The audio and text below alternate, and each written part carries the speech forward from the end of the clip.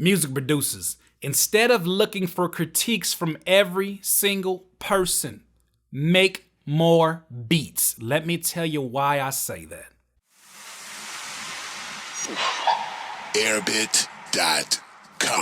Music producers, it's great to get feedback.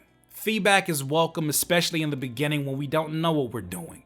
It's great to get people who are like, hey man, like that beat is trash, but the 808s are nice and the piano keys could use some work, but it's still pretty dope, man. You got some work. It's great to get feedback, right? It's great to get feedback from the right people too. But I would suggest this to you. No matter what somebody tells you about your particular beat, no matter what you may even think about it today, no matter what your friends or your mom or your producer mentor may say about it, it don't matter. Make more beats. There's a few benefits to you continuously working on quantity before quality in the very beginning. Now, I know a lot of producers may disagree. They say, nah, man, focus on quality first, not quantity. You know, it's funny because I actually got this particular ideology or this philosophy from my friend Game from BusyWorks Beats TV, in that he says in the very beginning, you must focus on quantity before quality. And I started thinking about it like, yes, that is so real, because in the beginning, you don't know what you're doing. And by focusing only on one beat, you're not learning enough about the process. You learn the most when you're failing.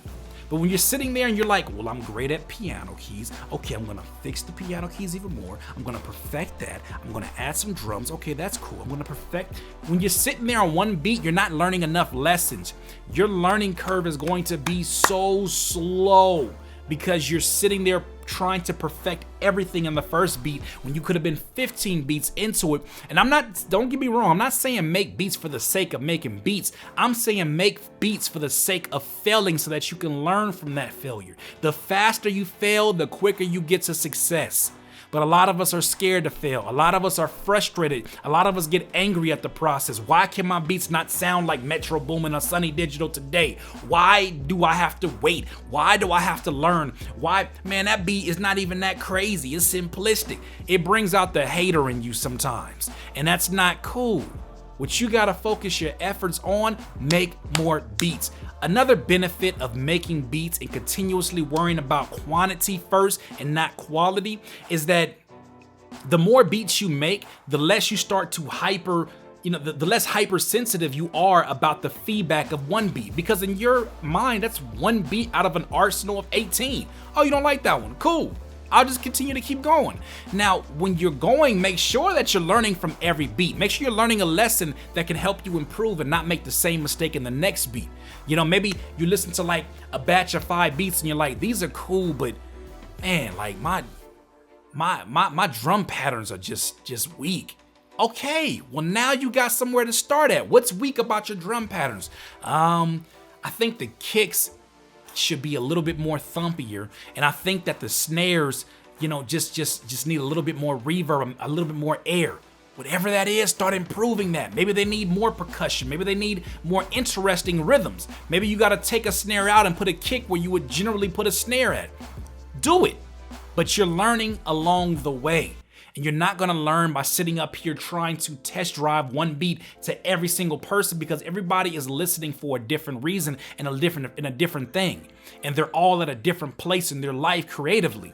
So do not obsess over it. Make more beats. Stop looking around like, yo, can you listen to this beat and let me know what I need to work on? That's cool for a second, but at the end of the day, if you don't like it, who the hell cares what they care about it? If you don't like it, why does it matter?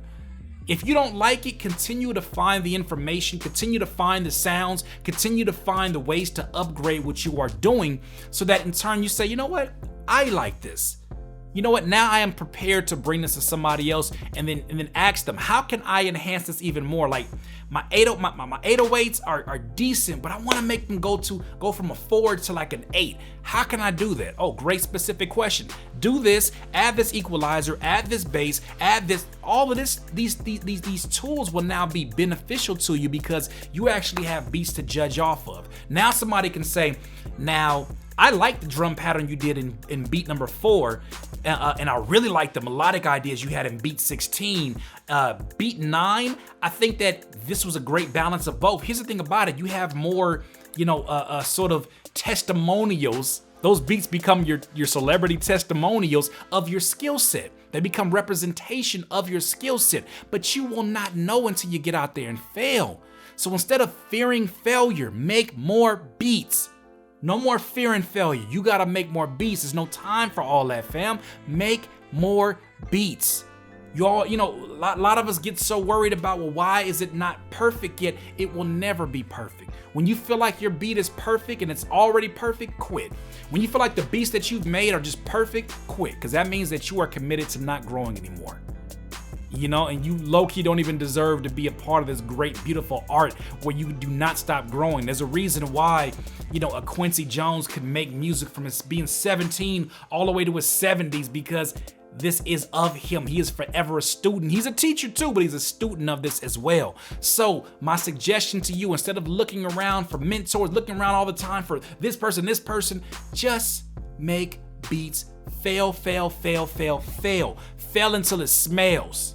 Fail until it gives you hell. Fail, fail, fail until you get some new mail. And the new mail coming in, the message that's coming in is growth is occurring. Growth is happening for you, but you gotta get out there and your beats gotta stink before they get to the quality of me. I'm over here rhyming like crazy today because it's true. Make more beats, fam. Make more beats and stop complaining about this person or stop. And another thing too, stop criticizing your peers. If you're not even at where you wanna be at, you're not even in a position to criticize your peers. Stop worrying about what they're doing. If you're not at where you're at, you're not doing your job. And what you're doing is you're stagnant if you're criticizing somebody else. Even if you're at where you're happy where you're at, if nobody's asking for that critique, stop. Focus on you. You got way too much growth to happen. There should never be a point in time when you feel like you just know too much and you know more than everybody else. No, that's not the case. I even have things that I have to continuously learn about, whether it's more things about music theory, whether it's more techniques that I can use that will bring out the emotions that I have when I'm making my beats. I can learn something too. But never stop making beats. You'll get analysis paralysis to the point where you get so many analysts and so many critiques that you do nothing at all. That's not gonna benefit you. Music producers, let me ask you the question now. How many times has critiquing your beats to hell been of benefit to you? Do you agree that you need to make more beats? Talk about it. How has failure helped you out? Leave a comment below. We would love to hear your feedback. We encourage the engagement. Once again, this is Curtis King of Airbit.com. Have a good one. Airbit.com. Music producers, don't forget to subscribe to the Airbit channel right now.